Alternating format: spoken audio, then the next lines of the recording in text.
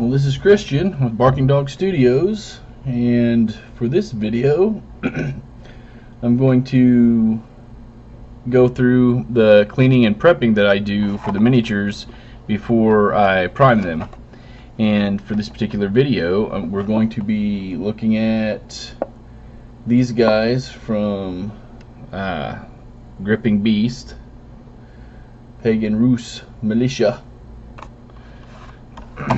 I haven't ever played Saga. I just came to a deal. I think these were sold on consignment at a gaming store. I got a pretty good deal on them, so I went ahead and picked them up.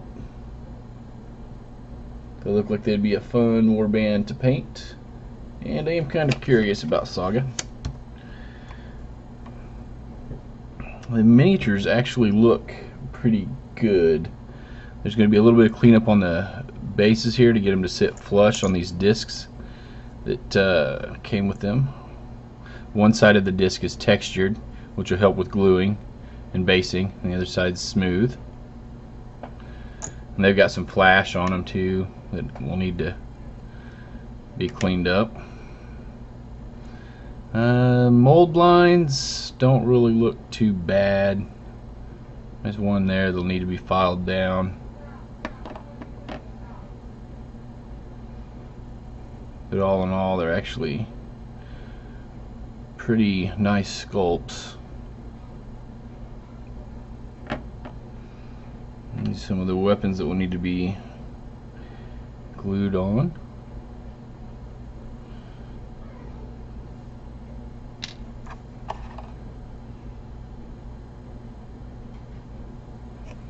Now these are the cork bases that I'll be sticking them onto. What this is just like a wine bottle cork. You can actually buy a bag of them at a place like Hobby Lobby. Michael's might have some. And I glue it onto a wooden disc. You can also find these at a hobby store. I just use hot glue, and then it helps keep my hand from cramping while I'm painting. But before we get to that, we got the cleanup and the prep.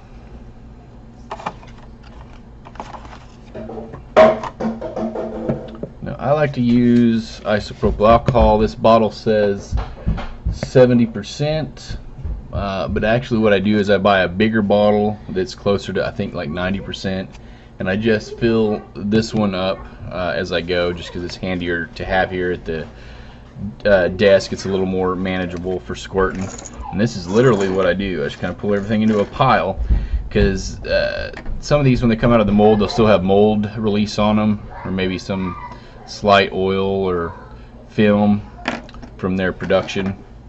It's really kind of unavoidable.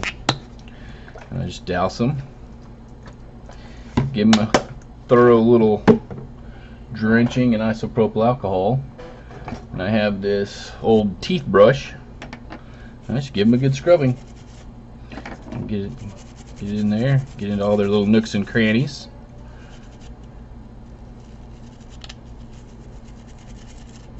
Nope, dropped him. This base actually has a little hole in it there.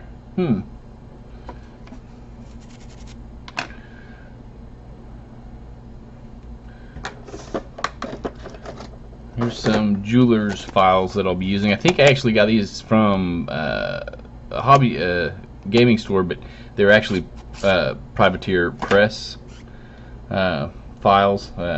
You could probably use just any jeweler's file. Work, clean them up like that. I actually kind of jumped ahead of myself. I typically would do the filing before I actually do the alcohol bath, but no big deal. We can kind of do a little bit as we go here. A little bit of a mold line.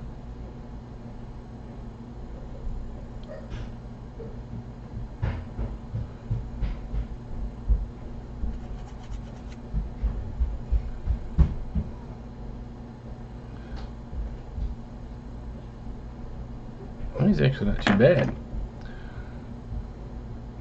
Well, he's got a good, I don't know how well the camera's picking it up there. So I'll get a little closer here. There's one running right down through there. Now some of these, it's kind of hard to tell, is that a mold line or is that the seam in his shirt? I'm pretty sure it's actually a mold line, but that would be because it also runs down here on his leg and his foot and the base. You can see it right there. But that'd be a clever place to hide a mold line.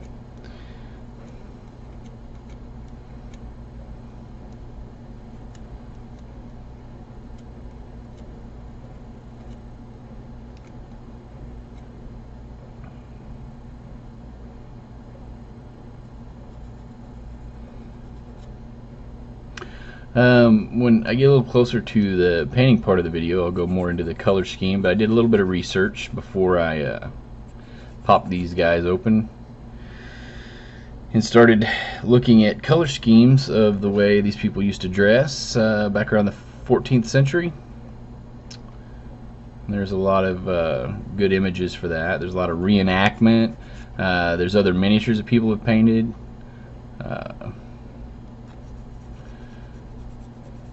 Sometimes you find some old paintings also.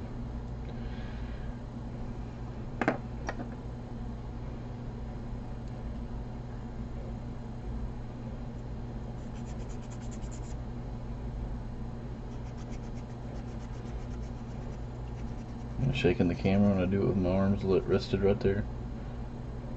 Well, I guess it's not shaking the camera too bad.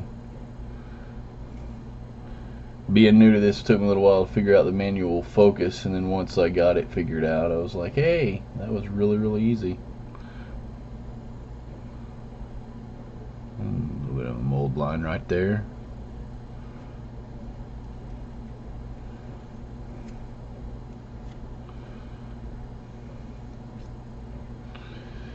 I do believe this is the guy that's going to be wielding this Danish looking axe, kind of a great axe, if you will.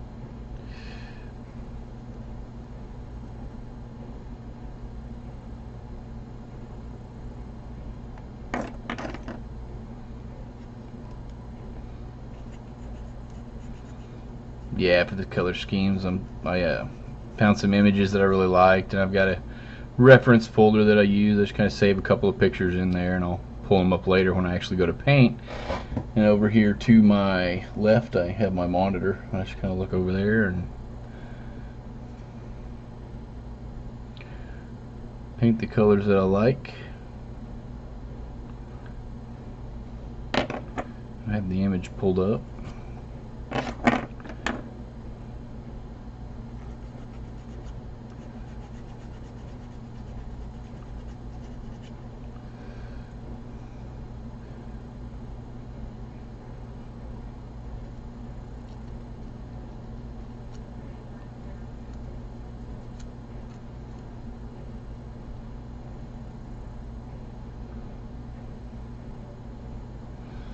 A little bit of a mold line right in there, going over his helmet.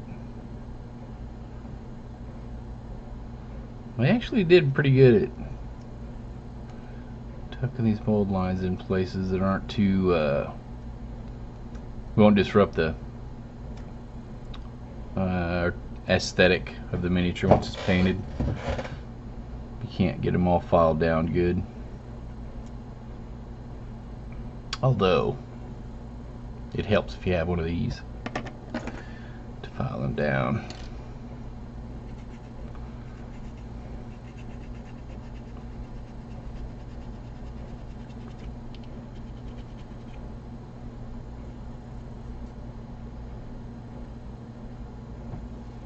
I don't know how this will turn out. I'm going to play with some of the settings real quick. Actually, it doesn't look like I can on the video. Well, I might have to revisit that later because I don't know how it'll come back in playback, but just watching it live as I'm recording, it looks very jerky, not very smooth. So I appreciate you guys bearing with me through the first few videos here as I get more comfortable talking to the camera, essentially talking to you, my audience, but you're not here to give me feedback in real time, so Makes for a rather interesting exchange.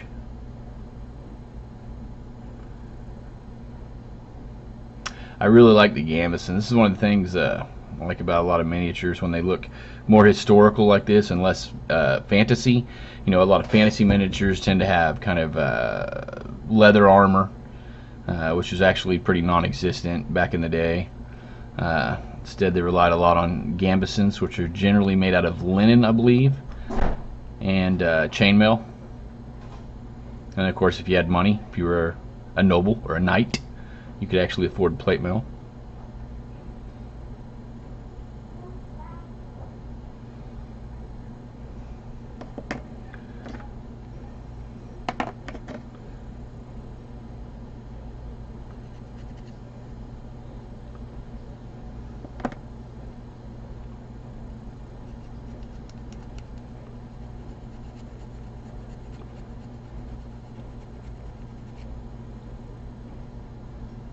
Well, let me know if you guys want me to do a few more edits. I'm going to be editing this together as I kind of go through the process.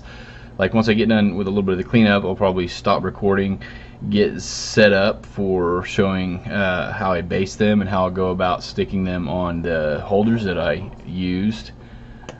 And then we'll go over the priming and then the painting. So I'll probably be editing like 3 or 4 videos actually together. But let me know if maybe some of this is a little too boring and you just want me to maybe make them a little shorter, or maybe not fill up a whole lot of the video with the monotony of me actually cleaning up every single miniature. Because some miniature lines are actually a little worse than others, and sometimes it's just if it's a common one, like say you get a Reaper one that's real popular, or it's just a really old one. And other companies are guilty of it too. I'm just kind of using Reaper as an example. The mold starts to, I guess, wear out because you'll start to get more and more flash and stuff on a lot of them that are just later on in the casting or production of the actual miniature. A lot of times your earlier ones generally are a lot cleaner.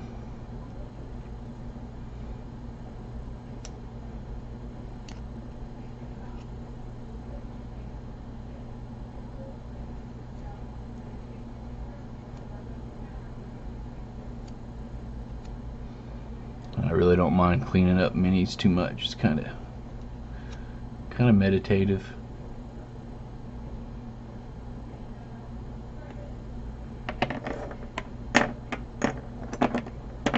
Alright, I think I got all those guys. Like I said, they were actually not too bad. A lot of the seam lines aren't that bad. His is actually kind of deep, but we can always just play that off as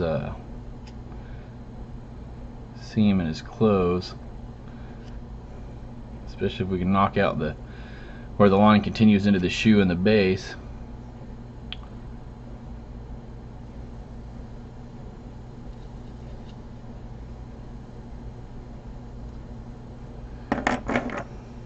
Alright, now don't forget the bases. Sometimes even when you're using like slotted bases, you know, the black ones that generally set up a little higher, they'll have these little tags on them too from where they were poured into the mold. Just clean them up real quick. Usually doesn't take much. You don't even have to use a file. Sometimes X-Acto knife will clean that right up too.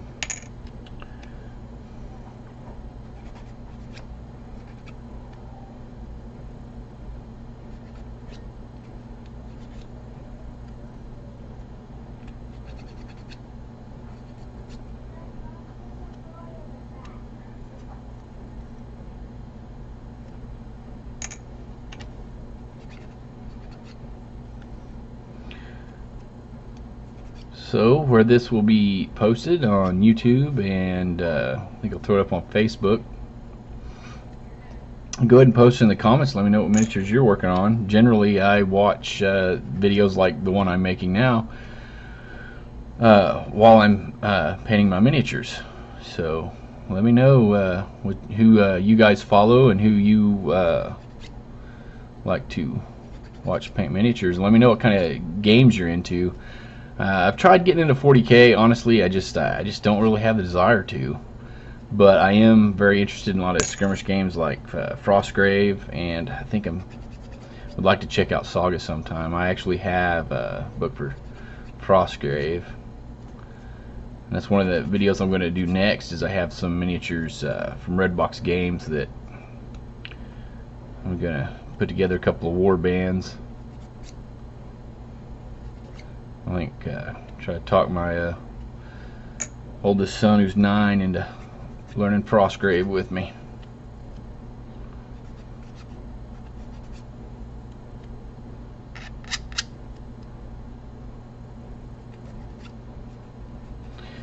I actually have enough miniatures. I could put together a couple of war bands for Frostgrave pretty easy. I've got a pretty crazy collection as it is.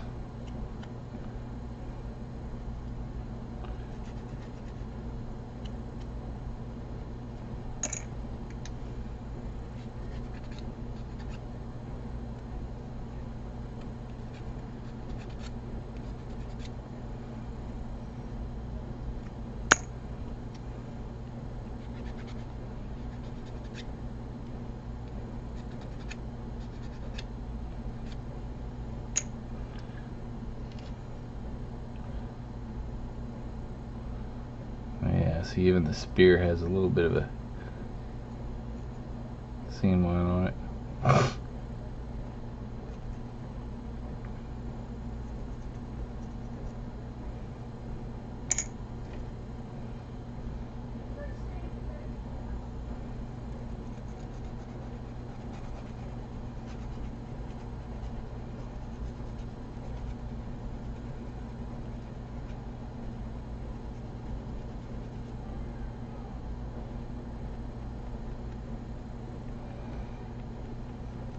The fun part's doing these little finicky bits. So you don't want to. It doesn't take much, and next thing you know, you got a missing spear tip or missing sword tip.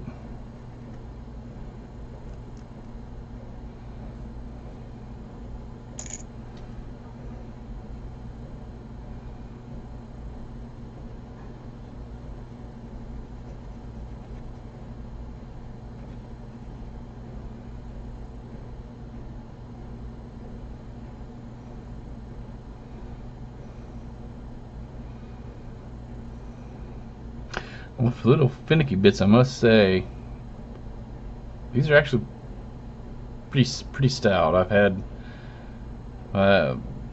little bits like this from other manufacturers that were a lot more flimsy. I don't know exactly what the pureter mixture is for these. It's too stiff to actually have a very high lead content, but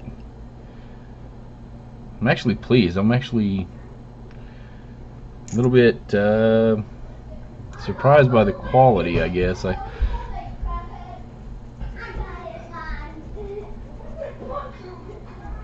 don't know if you could hear in the background. My kids are going at it, chasing each other around.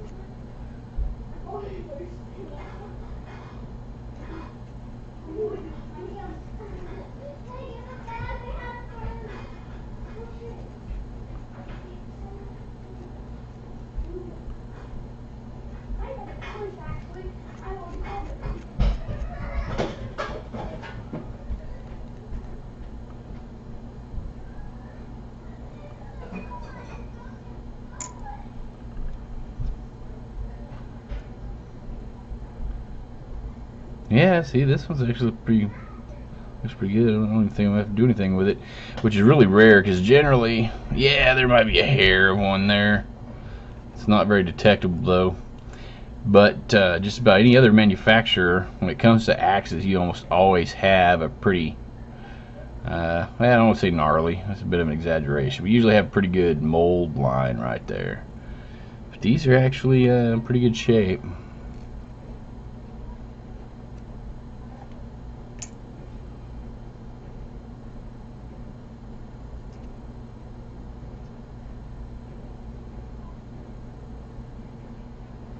You know, you can kind of see one there running over the knuckles. It'd be this knuckle. There's one running right through there.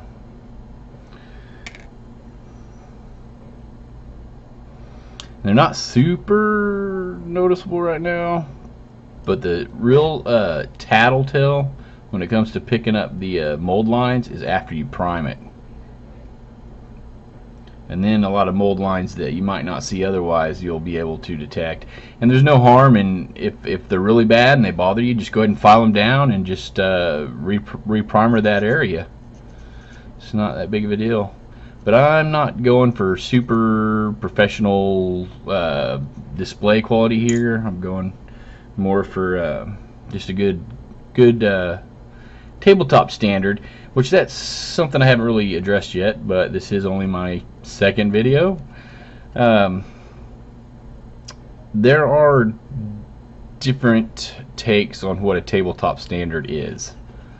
For some people it's just 3 colors and maybe a wash. Some people maybe it's just 3 colors. And then there's mine, which is a little bit more involved than that.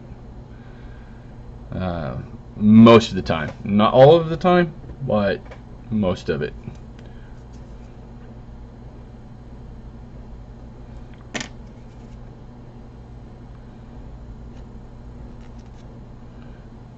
A good example would be this guy here. It's one of my favorite recent guys that have done. He's a Redbox Games elf. And he's still actually a work in progress. He's still not done yet. I've got him clear coated, but I've got some green stuff, leaf foliage that I ordered. And when he gets here, I'm going to put a little bit of, it's a fall color leaves, you know, dead leaves basically on the base. And I still haven't made my mind up whether or not I'm going to put some snow flock over the top of that, because I think it would look really cool, but I'm also not really sold that he looks that wintry. He's definitely more of a kind of October and not necessarily November or December looking fall motif that I was going for. But that's kind of my tabletop standard. There are ones that I don't really spend quite that much time with, but especially like NPC miniatures. A lot of times my NPC miniatures or certain monsters don't even really get their bases flocked. They're just on a black round base.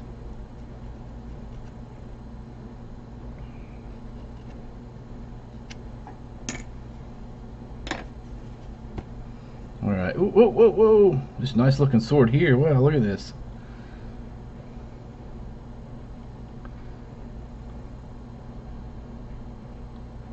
I don't know how well it's coming in. Focus, that's actually a pretty good little sculpt. There's one little tag here. Alright. So let me try to clean some of that up. That's from the filing it, and that's why I'm actually getting ready to give it a little bit more of a bath. And we're gonna try to do this again. Do the scrub down. Some people use soap and water. My issue with that is that soap can leave behind a residue if you don't rinse it off well enough. And I think it takes a lot more time and energy to use soap and water cleaning up your miniatures. The nice thing about the isopropyl alcohol, and like I said, I use like 90%. You could actually just stick with the 70%, probably be fine.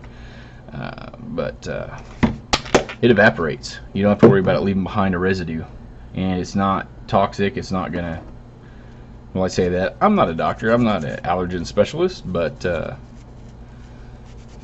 you know, I think you'll be fine.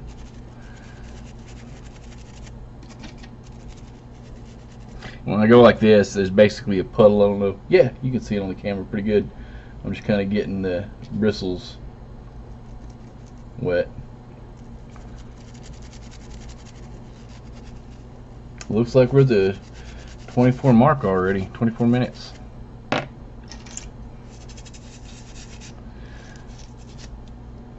So my original intentions was to splice everything together as one video, but I might end up reducing releasing it as a couple of separate videos.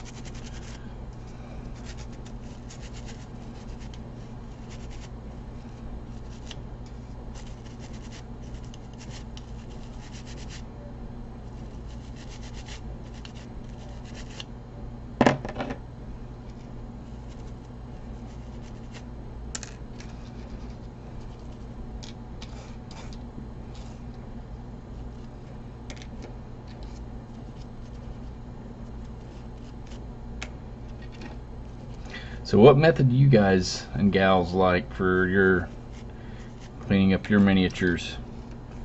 Or do you even bother? I haven't always, although last few years I'm pretty... I do this, it doesn't matter whether it's a pewter miniature, resin, or like a bones. The bones material from Reaper Bones is what I'm referring to, the really soft, well here. Like these guys. These are Reaper Bones. That PVC, that recycled PVC rubber. I do this same alcohol bath no matter what the material of the miniature or the base is. Isopropyl alcohol is one of the reasons why I use it, is because it's a good solvent that actually doesn't do a lot of damage to materials, but it'll really get rid of a lot of residue like mold release, or any other oils that might be on there from handling or just from the production cycle.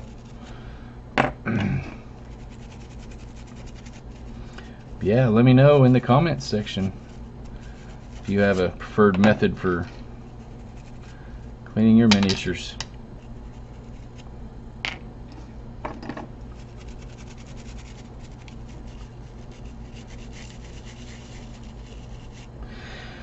So this is going to be a lot of fun. I've never painted stubble on a bald head before, but I'm actually going to try with this guy. Was there another one that was bald? Nope. The rest of them either all have hair or like skull caps on them. Yeah, I'm going to give it a shot. I think I have an idea how to go about it. And we'll see. We'll see if it works or not.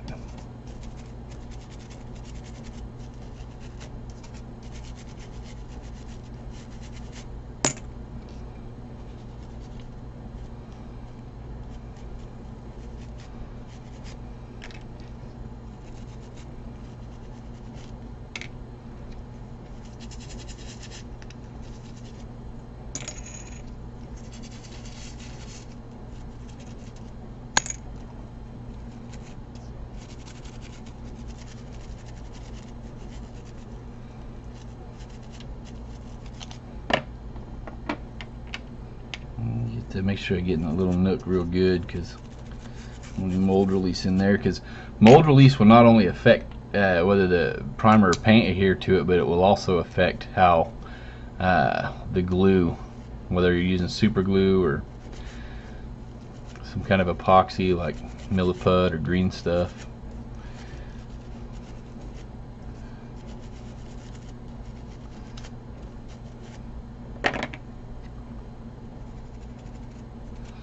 Little indentions where it glues onto the guy's hand at. I really like that because you've got the wood planks in the back. How good is this sculpt showing up?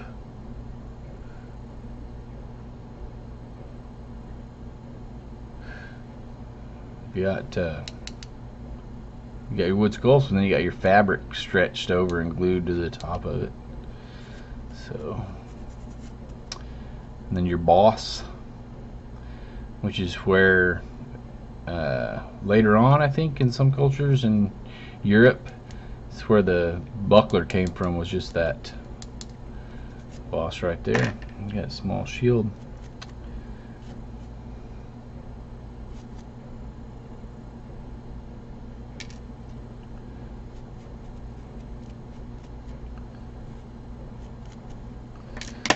Alright, so I'm going to clean up my area. Then when I come back, we'll be gluing stuff together and adhering it to the cork holders.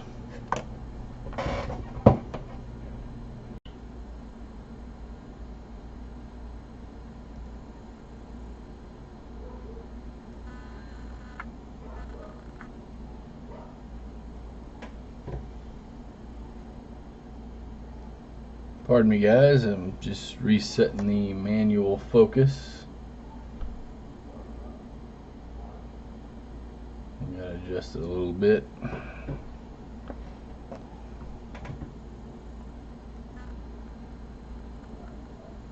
Trying to find where I was at before. I think this is it. Looks that's a good level, yeah. Okay, so just a little update on where I'm at. I don't know that I'll actually film myself doing all the drilling, but for these spear wielding guys, for my polearm guys, with the exception of the guy with the pole axe, his hands are opened for the axe to slide down through there, but these guys are not. I'm gonna have to drill into their hands. Alternatively, I could just, cut this in half and try to glue one on the bottom, one on the top, but that's not really going to be very stable or hold really well, even with good glue. And these are miniatures that are potentially going to be handled. Whether I get into Saga or not, maybe they get used in another game, or maybe I sell them and somebody else uses them for gaming. So I want to be able to put the spear through there and have it hold. Excuse me, I was taking off my glasses. Sometimes they get in the way. And that's where one of these come in handy. Although this one doesn't stay charged too terribly long enough to do the work, but then I don't use it for a couple of weeks. I end up having to recharge it when I do need it again.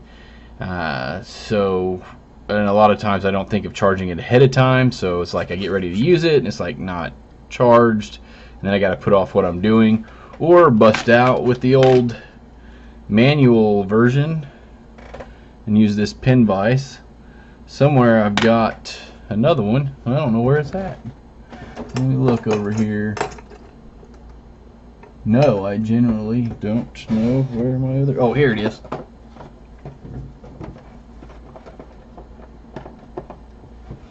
Bam.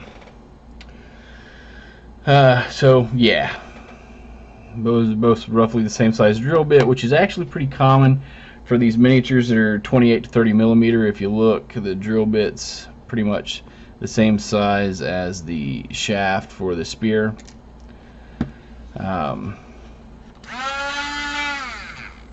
So what I was saying is I'm really considering maybe some days breaking down and getting one with a cord on it. That way I can just not have to worry about whether this is charged or not. I can just plug it in and go. And these are some drill bits. They get used because sometimes things are a little smaller. And looking at that hand, this drill bit, whoo! I drill through there. I have to be very careful, very delicate. That's why I might... Was I even on camera a minute ago? I'm sorry, I might not have been on camera. Here, I'll show you. Yeah, that's... I don't know what that's picking up.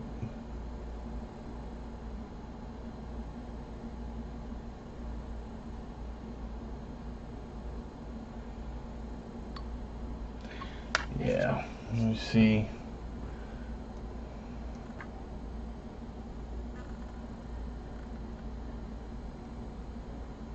I got sweet spots right about there with the focus. Again, guys, just pardon and bear with me. I'm figuring this stuff out on the camera, working the camera and those issues. Yeah, it's awfully fat to be running through there. It's not going to leave a lot of material for the hand, but again, the size of my drill bit's not very far off from, well, that's his spear. Let me get this guy's spear. That's actually pretty fat.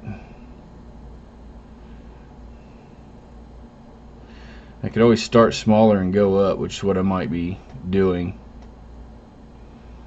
So, probably going to stop the recording here, figure out what I'm going to do, experiment a little bit, see how it works out.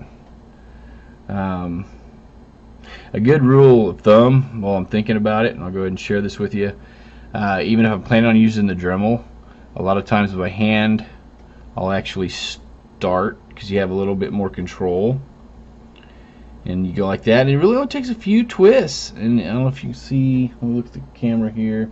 Well, there's actually a little bit of metal already pulled away, and I've got a nice start. Let me play around with the manual focus.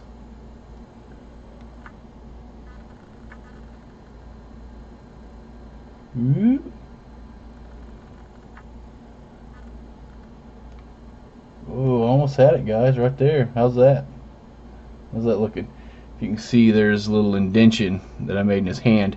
Now when I go to use the Dremel, the bit will actually just kind of fall into place. I've already got an indention started, which will make it easier to control this, because then I'll just hit it right there and go through it, and then the only trick will be trying to keep it straight.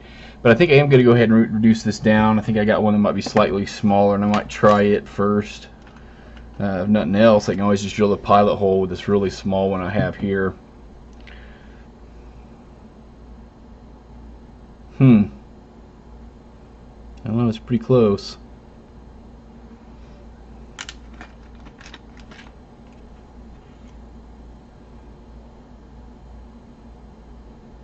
Yeah, I'm pretty sure this is the same size as the one that I have in there. Maybe just a tad bigger. Sometimes they have engraved or stamped. I say ingrained. It'd be engraved or stamped there the size of the drill bit, but these are so small that even if it was there, I probably wouldn't be able to read it without reading glasses, because I'm just at that point in life. Here are some other drill bits that I've got. Again, I'm doing a pilot hole using a smaller drill bit to run through there. Might not be a bad idea. So I'm going to go ahead and stop here and do this part off camera, and then I'll be back in a moment and let you guys know how it turned out.